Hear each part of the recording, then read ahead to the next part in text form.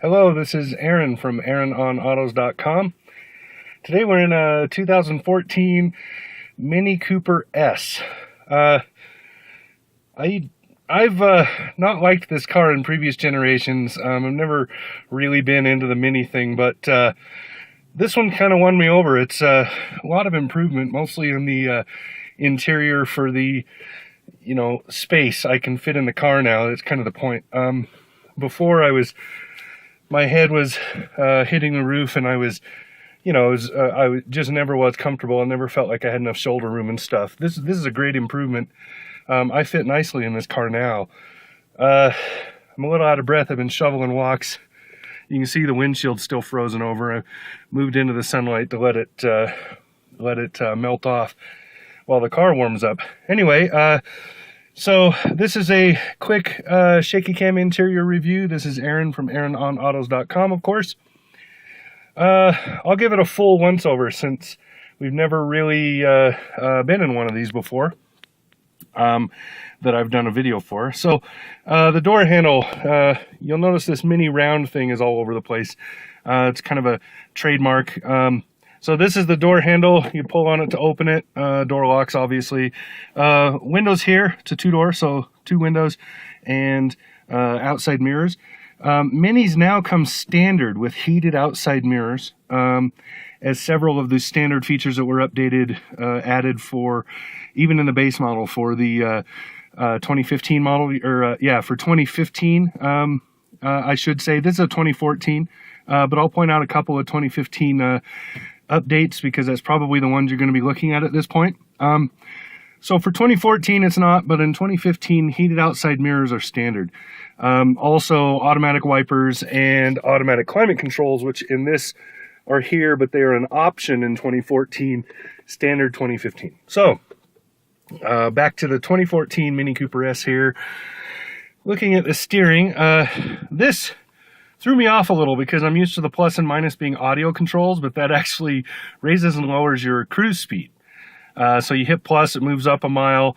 If you push it down and hold it for, slightly more than a moment, then it will jump 5.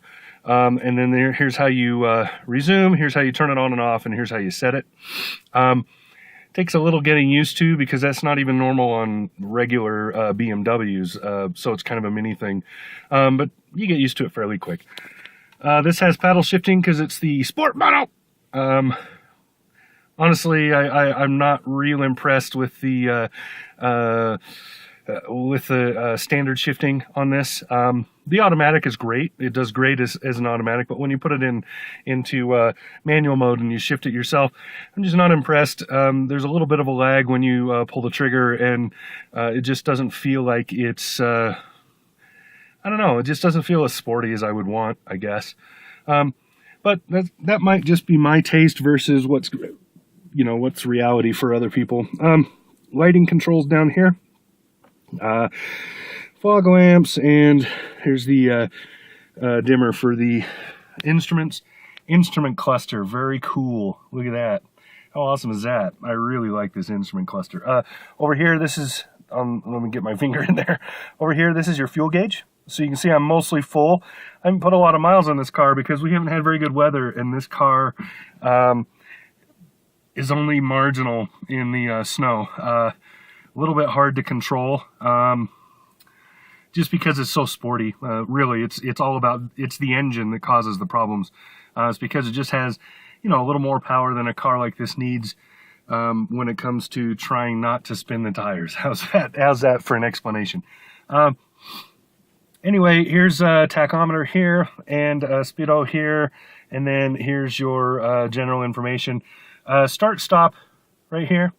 The engine will shut itself off, turn itself back on. You can see it's shut off right now. That's because I'm in defrost mode, heating the car up. It did that automatically. I did not change that. I'll show you where that button is in a second, or toggle, I should say. This is a Mini. Over here on the steering, here's your audio controls. So volume up, volume down. Here's how you control the big screen over there. And actually, I believe you can control some stuff in there too, outside of the trip meter. Telephone here. other paddle shifter, and like you would expect, wipers, washers, and turn signals and light, and brights. Lights are down there, brights are right here. Okay, so moving along, kind of stumbling through this one. I don't know, it doesn't matter. This is the center control display infotainment. There you go.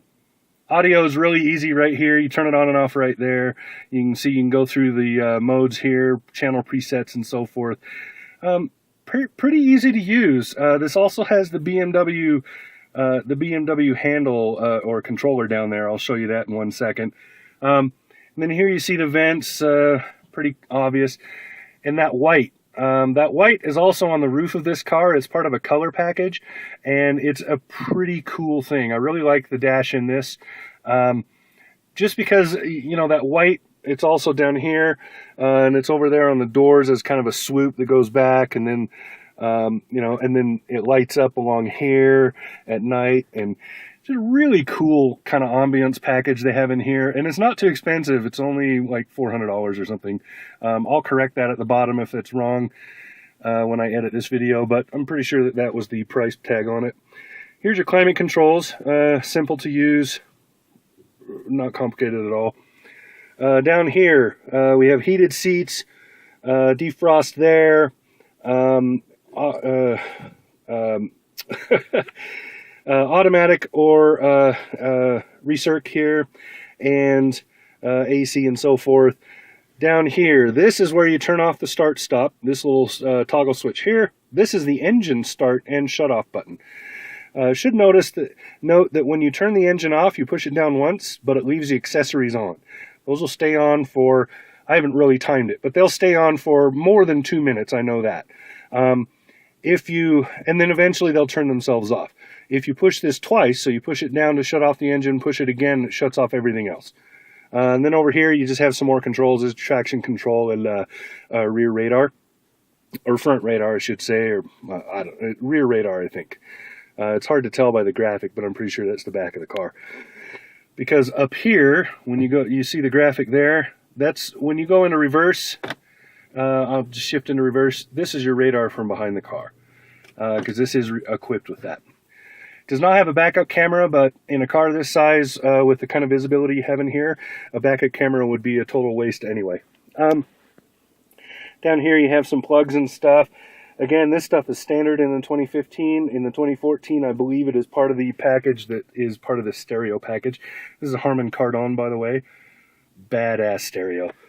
All right, we go to the shifter. Drink holders. If you drink 7-Eleven Big Gulps or something like that, these are not going to do you any good. Just FYI.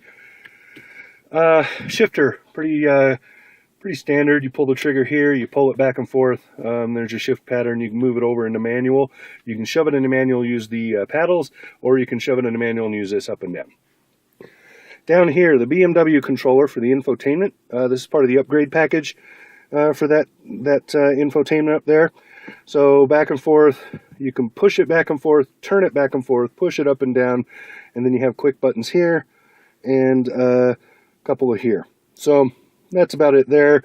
Then you have your handbrake here, which is hard to run when you have this, but this folds out of the way. How nice is that? Those are my Christmas cards I'm going to mail out. How nice is that? And then you have a little bit of storage in there, and it's primed in this package for the you know, dozen people in the world that still use a BlackBerry. That's kind of a BMW thing. I don't know what kind of deal they have with BlackBerry, but anyway. Nice seating. These are very adjustable because, again, it's an upfit package. So this slides forward, a little handle right here. The whole seat moves. Lots of adjustability up and down and everything else. Very, very nice seating in this car. It's a big improvement, by the way, because in the 2013 model year when I drove this car, which was the last generation, it was very uncomfortable for me, and this is very comfortable now. So good improvement. Nice job there. See the Mini logo. Back in the back, you got back seats. That's about all I can say because you can't fit anything back there. Good luck. Cargo space is pretty good. It's bigger than it was before. They added, I think, is around 50%, so pretty good job on that. otherwise, this has been a fun car to drive. I've had a good time in it. Lot better time than I expected. Now, there's some other stuff I missed. Up here, this has a sunroof equipped, so here's your control for that. This is lighting so you can turn on just this side, or you can turn on the whole group, and then the same thing over here, the whole group, or just that side. Pretty cool. This has the dual, so this is a sunroof, and then this is a moonroof here. So very neat.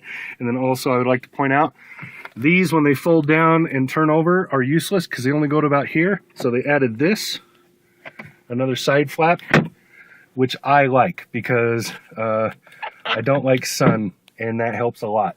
Also, dual Bluetooth inputs, so that everybody in the car can talk on the phone. Also nicely done. Just a well-rounded little car, neat little car. It's a Mini, so it's not going to be for everybody. You know, it has its quirks. Like driving in the winter, I would not want this to be my primary car driving in the winter if I could help it.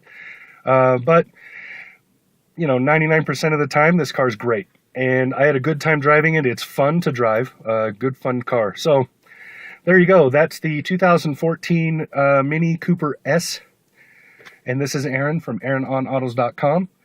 We'll talk to you again soon.